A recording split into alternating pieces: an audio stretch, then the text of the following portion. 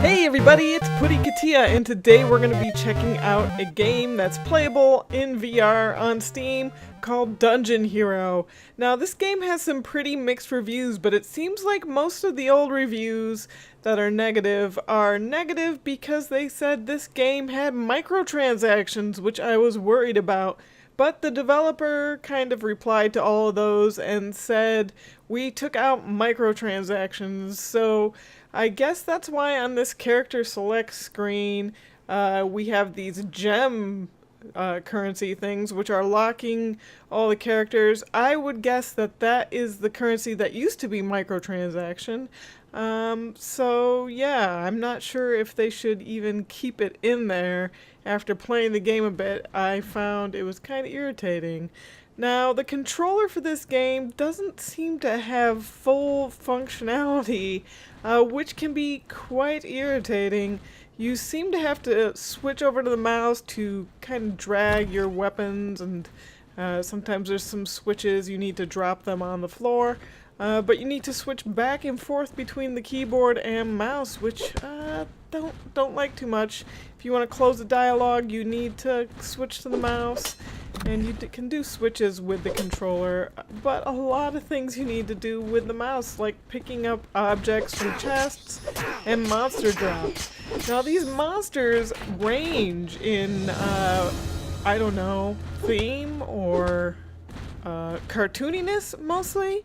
Some of them are super duper cartoony and some of them are like realistic, which for me, I don't like it too much. Now here's a good example. We'll go switch this thing over here and it's going to open up these two doors, and we have a super realistic bat and a cartoony cat bat. So kind of, I don't know, kind of a hodgepodge of enemies, I guess you would say. And here's yet another bat. It is kind of a cross between realistic and cartoony. And now we have a kind of realistic snake compared to the others. Now you don't have a whole lot of equipment, mostly just weapons, although you do have a shield.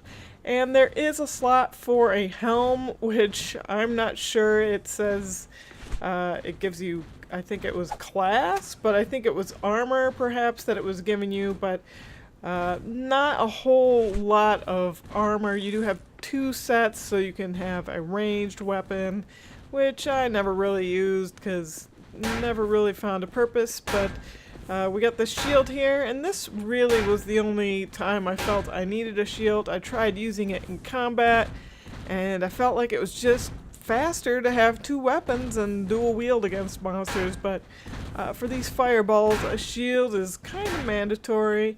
There is a little health in the bottom right hand corner that is something that recharges and uses up your magic things. Now here's a time when having to switch to your mouse is a huge pain in the ass because I want to keep my shield up, I want to heal myself, and I want to grab that shield on the floor.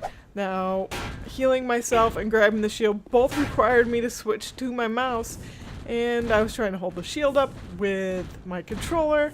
Just a big hassle having to switch from the controller to the mouse. Now, like I said, I did try using the controller to do these other things. I mashed all the buttons I could on the controller. I could not seem to figure out a way. There was no configurations for the controller. I guess they just expect you to kind of use the mouse or use the keyboard and mouse when you're playing this. But when I'm playing in VR, I would rather have my wireless controller as the thing that I'm doing stuff with.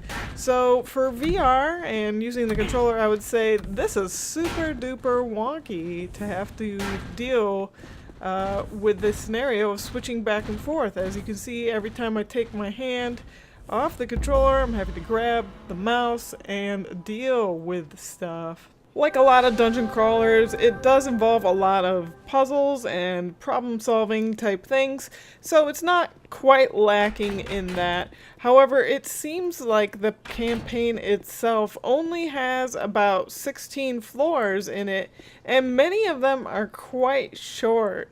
So That's kind of a disappointment, but luckily I did have the cat to help me, so anytime I did get too stuck, she came and she helped me out, and we solved the puzzles. A lot of the puzzles involve little switches on the wall that you need to find. They're a little obvious to see, and then there's a bunch of teleportation type things, and the old classic kill the monster, get the key, open the door type stuff. So it's what you would expect pretty much from a dungeon crawler. There's nothing extremely innovative in it. Here we have a whole bunch of monsters that I'm going to show you off again. We got quite the range yet again, this very typical RPG type monster. And then this thing that looks very rudimentary. Zombie-ish, but it is what it is, I guess. Once again, trying to switch things with the mouse, very difficult. Better just try to go with the shield as I fight this super cartoony skeletons. There are realistic skeletons as well. I didn't find a huge difference in the monsters, except for that some do have ranged and some don't. But other than that, there didn't seem to be a huge difference. There is a leveling up system, but as far as I can tell, as soon as you max out all those stats, your character is capped and you're done. I didn't actually get to that point though, because I couldn't take no more of it, I guess. I did play for about 2 hours though, and I did almost cap off my character completely. I guess most of that time was probably spent failing at mazes and such. But yeah, here's this goofy assortment of characters. We even have a palette swapped cat bat thing from earlier.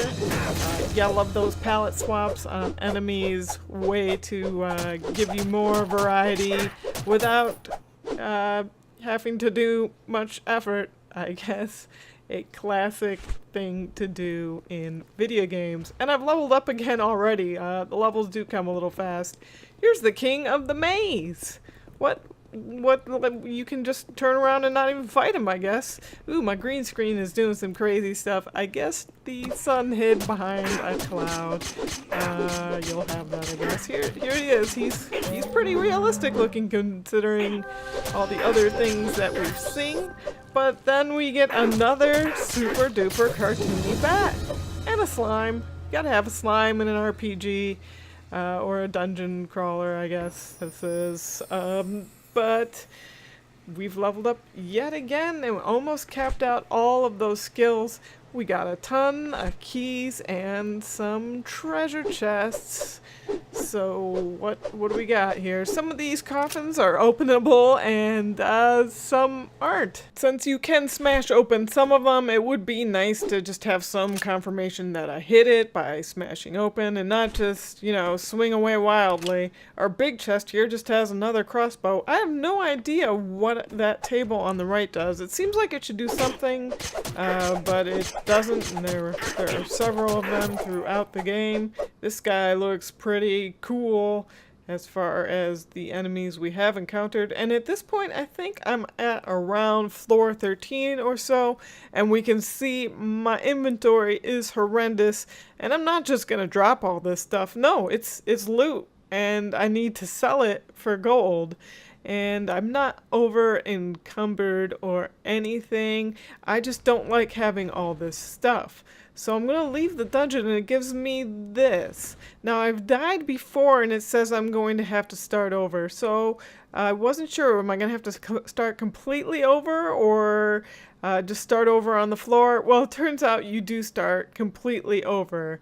Now here's a bunch of heroes that we could play as if we were to unlock them using this mysterious gem currency, which I have yet to get. See, I am at 0 still on my character, although I have sold off all my goodies and gotten a bunch of gold. I cannot unlock anything because I don't have any gems.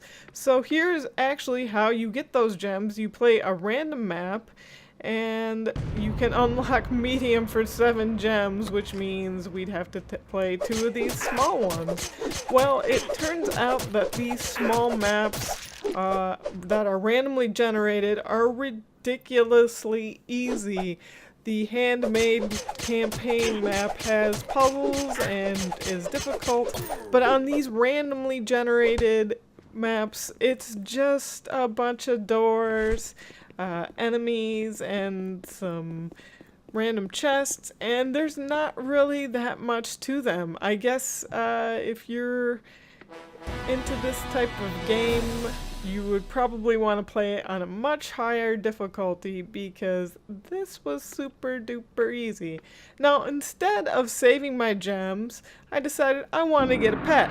Now, this says it's a cow, but as soon as I buy it, it says heifer. And for me, that is a technical error because a cow and a heifer are 2 different things.